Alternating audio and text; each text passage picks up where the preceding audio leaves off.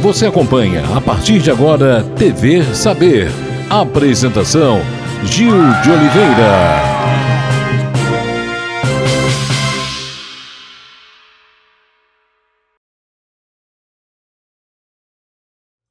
Um forte abraço a você, telespectador amigo da TV Cidade, TV Saber no ar. A comunicação é uma das bases das relações humanas. Hoje conversaremos com uma fonoaudióloga que dedica o seu trabalho ajudando crianças, jovens, adultos e idosos a se expressarem melhor e também a viverem uma forma melhor de qualidade de vida.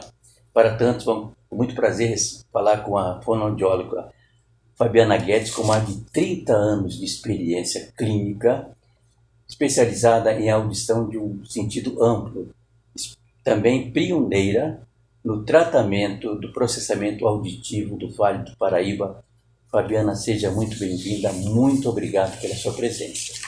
Eu que agradeço, Gil, é uma honra, um prazer enorme estar aqui e trazer um pouquinho da fonoaudiologia para tantas pessoas, né, que vão nos assistir. Fabiana, em quais situações as pessoas de uma forma geral devem procurar uma fonoaudióloga? Olha, são diversas as situações, Gil.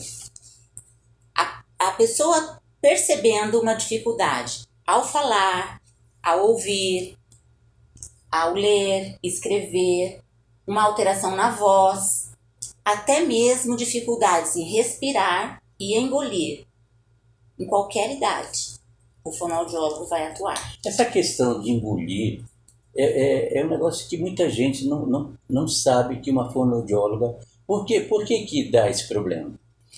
A gente chama o distúrbio a dificuldade em engolir, né? É o distúrbio chamado disfagia.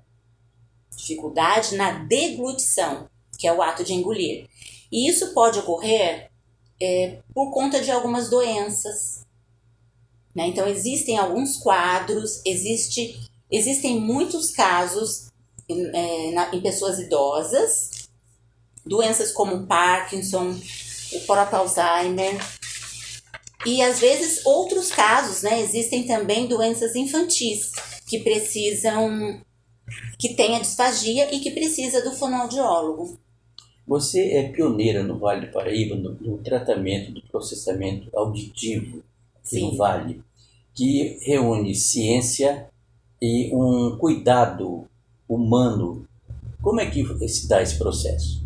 Eu de fato sou da área da audição, né? A fonoaudiologia, ela tem diversas especialidades e uma delas é a audição, que é a minha especialidade. E o processamento auditivo é muito importante na vida da pessoa, na vida do indivíduo, na nossa vida, porque é de fato o cérebro conversando com o ouvido. Então, assim, o nosso ouvido, a nossa orelha, capta o som.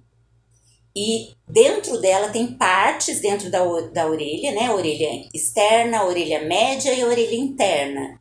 Essas partes, o ouvido está captando esse som, transformando esse som em estímulo elétrico para enviar ao cérebro. Quem vai escutar de fato é o cérebro. O cérebro processa a informação. Então ele vai interpretar e vai dar significado àquilo que ouvimos. Isso é o processamento auditivo. Fabiana, quais os sinais que uma criança apresenta que a pessoa descobre que ela precisa de um tratamento de uma fonoaudióloga? Ótima pergunta. São vários os sinais, tá? Um dos mais comuns é o atraso na fala. Então, aquela criança que demora muito para começar a falar. Então, quando seria a época ideal para começar a falar? Uma criança em torno de 1 ano de idade já está começando a desenvolver a fala. E aos 2 anos, a criança já junta palavrinhas para começar a formar frases. Se essa criança, até 2 anos de idade, muito antes disso, mas até 2 anos a gente diz que é um marco. Se essa criança não estiver falando, significa que ela tem um atraso importante e precisa ser avaliado, porque São diversas as formas de diagnosticar esse atraso e diversas causas. Então, precisa procurar o fonoaudiólogo o quanto antes. Quais seriam essas causas? Para o atraso de fala, nós temos uma causa muito importante, muito comum, que é a perda auditiva. Então, uma criança que nasce com a perda de audição, com uma surdez mais severa, né, que tenha um impacto na comunicação e essa criança demora a falar. Pode ser alguma questão motora, existem os atrasos motores da fala, então pode ser por uma doença ou por um atraso motor, um problema não auditivo somente, mas também motor. E pode ser pelo autismo, uma criança com autismo, e aí diversas outras Os tratamentos, patologias. eles são modernos, eles conseguem sanar esse problema? Sim, sim. O mais importante é ter uma avaliação criteriosa, né? Eu falo sempre que assim, a avaliação é o ponto de partida. O diagnóstico ele é importante como um ponto de partida para a gente saber que caminho seguir. Então, se eu tenho uma avaliação bem feita, eu vou saber que técnica utilizar, que ferramenta eu posso utilizar para isso. Fabiana, qual que é o índice, por exemplo, porcentagem de crianças que apresentam esse problema, de uma forma geral aqui no Brasil, por exemplo? O Ministério da Saúde, ele apresenta para a gente 12% de crianças até 5 anos de idade aqui no Brasil que apresentam dificuldade na fala. Mas Esse é um índice. esse problema, um tratamento, ele é sanado? Ele depende da causa, como eu falei, e do passo a passo desse tratamento. Então, se for uma perda de audição, precisa dos recursos para desenvolver essa audição. Se for uma questão motora, precisa dos recursos para isso. Então, é importante a avaliação para a gente saber esse diagnóstico e saber o que eu vou fazer diante desse quadro, mas é sanado. Na grande maioria das vezes é sanado. Você atende pessoas sem perda auditiva, mas com problemas de interpretação, de organização dos sons. Como é que é feito esse tratamento? Esse é o tratamento do processamento auditivo, né? Que é diferente da perda de audição. Primeiramente, a gente precisa fazer uma avaliação. Eu sempre vou falar muito disso, né? Uma avaliação criteriosa, cuidadosa, em que o fonoaudiólogo vai olhar para a queixa do paciente ou para a queixa da família quando é criança e fazer o exame do processamento auditivo. Hoje a gente tem um exame que avalia todas as habilidades auditivas, como a pessoa escuta e não só o quanto ela escuta. Eu acho que muitas vezes a pessoa sabe que a população conhece o exame de audição chamado audiometria, que é o quanto eu escuto. Mas existe o exame do processamento auditivo, que é o como eu escuto. Então, esse exame precisa ser realizado. Após esse exame, a gente faz a avaliação clínica fonoaudiológica, onde eu vou analisar os dados da audição e da linguagem e da comunicação, como essa pessoa fala, como ela lê, como ela escreve, como ela compreende uma leitura, porque uma coisa está intimamente relacionada à outra. Após toda essa avaliação, essa investigação, aí entra-se o tratamento propriamente dito, a intervenção, a terapia que a gente chama. A terapia ela é constituída pelo treinamento auditivo, que pode ser realizado dentro de uma cabina acústica ou fora dela, vai depender da necessidade de cada paciente, por isso o tratamento ele é personalizado, específico, e a gente precisa ir no ponto de da necessidade de cada paciente. Fabiana, existe diferença entre perda auditiva e o TEPAC? O TEPAC é o transtorno do processamento auditivo central. Sim, existe. A perda de audição, vamos entender que é um problema no ouvido, né? Em uma daquelas partes que eu falei anteriormente. Pode ser na parte média ou na parte interna. Existe a perda auditiva condutiva, que ela é temporária, e existe a perda auditiva neurosensorial, que é a perda permanente, que a pessoa vai precisar então de um aparelho auditivo, por exemplo. E o processamento auditivo, o transtorno do processamento auditivo central, que é o TPAC, ele é diferente porque a pessoa pode escutar normalmente, aliás, na maioria das vezes a audição é normal, mas a dificuldade está neste caminho que processa o som. Quer dizer, que o cérebro começa a não entender o som. Exatamente. Mas o problema vai ser do cérebro. Do cérebro, e não do ouvido. E quem que avalia, quem que trata desse problema do cérebro? O fonoaudiólogo. Vamos pensar assim, a perda auditiva, o problema está no ouvido, numa região, por exemplo, onde ficam as células da audição, quando essa perda auditiva é neurosensorial. O processamento auditivo, a gente tem as células todas funcionando perfeitamente, mas o caminho, a conexão desse ouvido para o cérebro é o que está prejudicado. E aí é o fonoaudiólogo que trabalha como se fosse uma musculação. Eu falo para os pacientes, adolescentes e crianças, que é uma musculação da audição. A gente precisa trabalhar a audição conversando com o cérebro. Qual que é a diferença principal entre o aparelho auditivo tão comum nos dias de hoje e o implante coclear? E quanto eles são indicados? O aparelho auditivo, ele é um amplificador. Ele vai trazer ele vai amplificar, vai aumentar o som perto da orelha, né, do paciente, da pessoa, seja da criança até o idoso.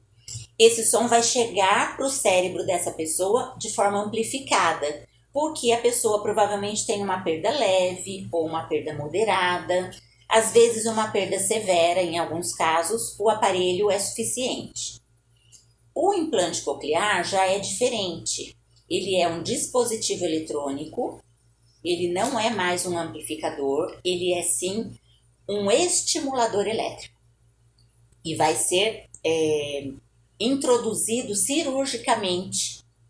Ele vai ser indicado para as perdas mais profundas. E quando o aparelho também não traz o benefício suficiente. Qual é esse benefício? A percepção da fala. Então, quando uma pessoa testa um aparelho auditivo e esse aparelho não traz benefício para ela entender e compreender a fala, ela tem indicação de implante coclear. Ela vai para um grupo, né, para uma equipe especializada, que é a equipe do implante coclear, para avaliar, para ver se entra em todos os critérios para fazer a cirurgia. O aparelho não precisa de cirurgia, o implante já precisa.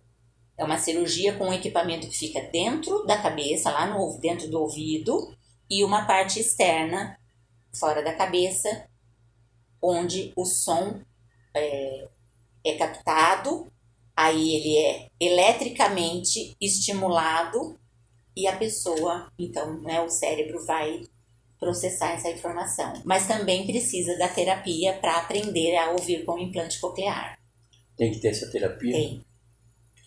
Fabiana, uma criança que nasce completamente surda, ela consegue recuperar? Consegue ouvir?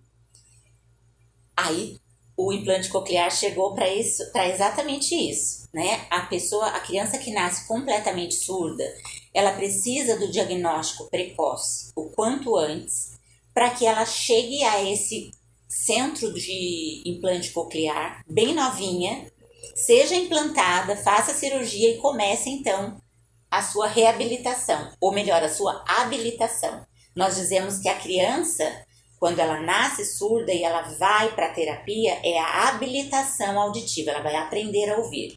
A pessoa que já ouviu e perde a audição, ela vai reabilitar. Então, ela vai fazer a reabilitação auditiva. O que pode causar essa perda? A pessoa que ouve e de repente ela perde a audição. Ela pode perder a audição por doenças, pode ser uma doença autoimune, pode ser por uso de medicamentos ototóxicos, né, uma quantidade muito grande. A própria quimioterapia, né, é um exemplo de tratamento que pode causar perda de audição. Existe a perda auditiva pela idade, chamada presbiacusia.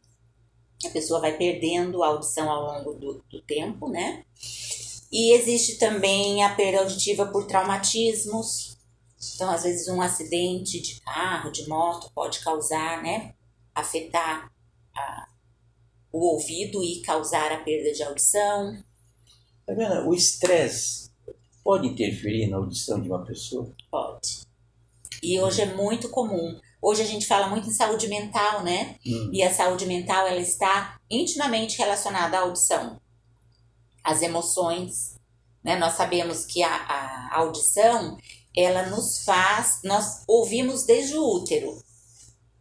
Então, se nós pensarmos que o estresse, a pessoa pode ser um estresse até auditivo, né? Pode ser um estresse pela correria do dia a dia. Na verdade, esse estresse vai afetar o processamento auditivo. A pessoa fica desatenta, a pessoa fica com dificuldade em compreender em ambiente ruidoso, ou vai perdendo, fala, não tô me lembrando muito bem das coisas, né? Fala que é falha de memória. Mas tudo isso, essas funções mentais de atenção, memória, elas estão intimamente relacionadas com a audição. Então, o estresse, ele pode sim afetar a audição, mais propriamente dito, o processamento auditivo.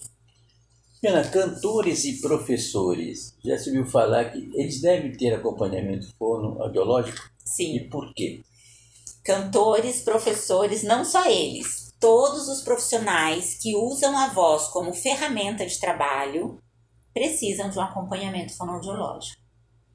Porque o fonoaudiólogo, além dos exercícios que ele vai passar, né, para esse paciente, que vai acompanhar a vida ou um período, né, da carreira desse paciente, desse profissional da voz, ele vai também trazer conscientização, como utilizar a voz da maneira adequada.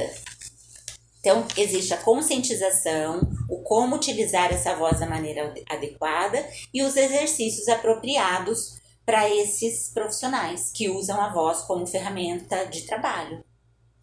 Fabiana, de uma forma geral, dentro da medicina, independente da especialidade médica, o avanço tecnológico ele ajuda muito. Como está a fonoaudiologia dentro desses avanços? A IA está chegando. Como é que está a situação da fonoaudiologia dentro desses processos avançados? A fonoaudiologia é uma ciência muito nova, né, Gil? A fonoaudiologia, ela tem pouco mais de 40 anos. Então, perto da medicina e de outras ciências, ela é muito nova, mas ela acompanha a tecnologia como as outras, né? Nós temos hoje a telefonoaudiologia, nós temos os atendimentos virtuais, os atendimentos online, com resultados eficazes, comprovados cientificamente. Temos os aparelhos auditivos, né? A área da audição sempre esteve vinculada à tecnologia. Os aparelhos auditivos, os implantes cocleares, a área do processamento auditivo, que é a minha área, tanto a reabilitação auditiva quanto a habilitação, hoje nós temos recursos como realidade virtual.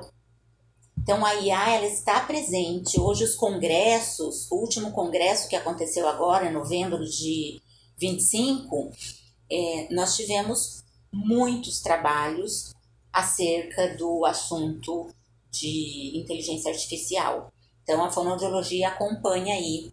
Usamos muito programas de computadores, né, com finalidades específicas, tanto para avaliação quanto para a terapia.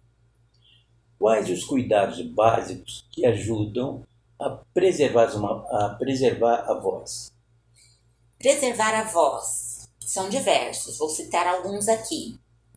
Beber muita água, de preferência temperatura ambiente.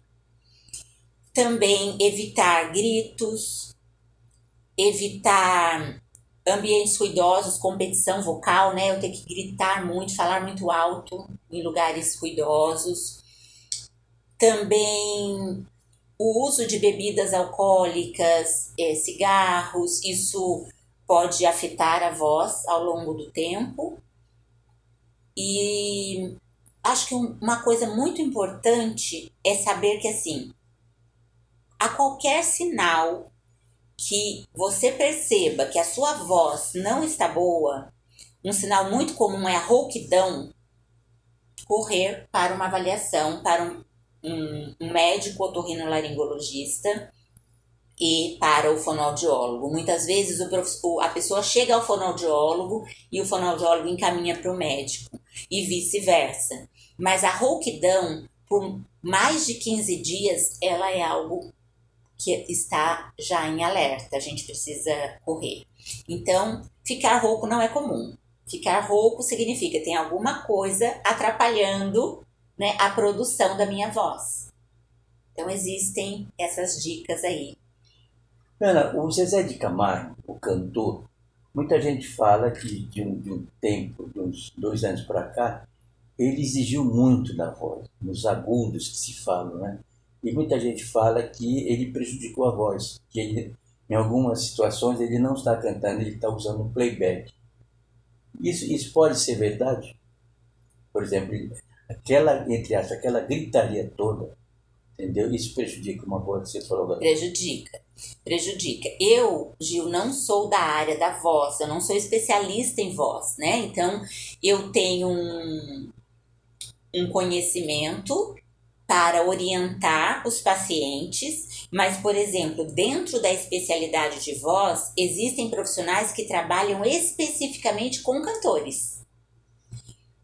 O que eu sei é que, né, como professores, cantores, que são profissionais da área, que usam voz como ferramenta de trabalho e precisam do acompanhamento, eles também trabalham a extensão vocal. Então, se o cantor não tem uma extensão vocal apropriada e ele quer usar a voz além disso, vai trazer prejuízo.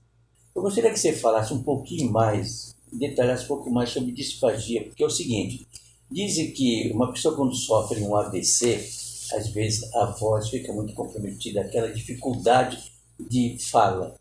O que significa isso? A disfagia é a dificuldade em engolir. Sim. Tá?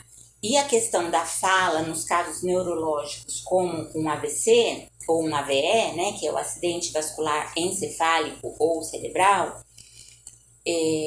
são duas coisas que podem acontecer juntas, né? Então, a pessoa tem o AVC, ela tem um comprometimento na fala e pode também ter um comprometimento para engolir.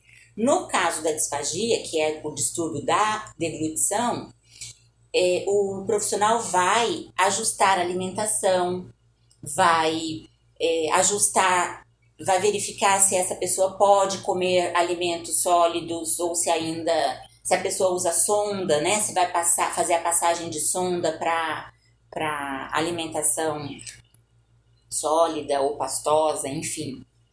E se for uma dificuldade na fala, uma dificuldade neurológica por conta do AVC, também é o fonoaudiólogo que trata e está muito relacionado ao processamento auditivo. Então, é um trabalho de linguagem juntamente com a audição, nesses casos de dificuldade da fala nos AVCs. Você fala que escutar vai além da percepção sonora. Eu gostaria, por favor, que você explicasse melhor. Eu gosto de dizer assim, falei isso no início, né? O ouvido ouve e o cérebro escuta. Então, nós temos que entender que podem existir problemas no ouvido, mas o nosso ouvido também pode estar perfeito. E assim mesmo a gente ter dificuldade para compreender. E aí? Eu chego no médico e digo assim, eu estou escutando, mas eu não entendo. Eu escuto ele falar, mas eu não entendo. Aí faz uma audiometria, tá tudo bem? Tá normal. Onde está o problema? precisa fazer o exame do processamento auditivo central. Ainda os médicos, não são muitos os médicos que pedem. Então, quando a população é conscientizada e informada de que existe esta dificuldade, este problema, se eu vou ao médico e o médico não indica, eu posso perguntar. Olha, minha audição, minha audiometria deu normal, mas eu continuo não entendendo. Não entendo meu marido falando, minha filha, meu professor, o meu aluno, enfim, pode ser em qualquer idade. Posso fazer um exame de processamento auditivo? E aí o médico vai, ou a pessoa vai procurar o exame de processamento auditivo central diretamente, também pode. Você atende faixas etárias diferentes. Quais são os casos mais comuns que você atende, de uma forma geral? Olha, hoje eu digo que eu atendo uma faixa etária bem ampla, atendo crianças pequenininhas com implante coclear, crianças que nasceram com a perda de audição profunda e que fizeram a cirurgia e começaram a aprender a ouvir. Atendo muitas crianças na faixa etária, crianças de 8 a 12, 13 anos de idade, essa pré-adolescência, né? Final da infância, começo da adolescência, com alteração de processamento auditivo, relacionado a dificuldades de aprendizagem, muitos casos com TDAH.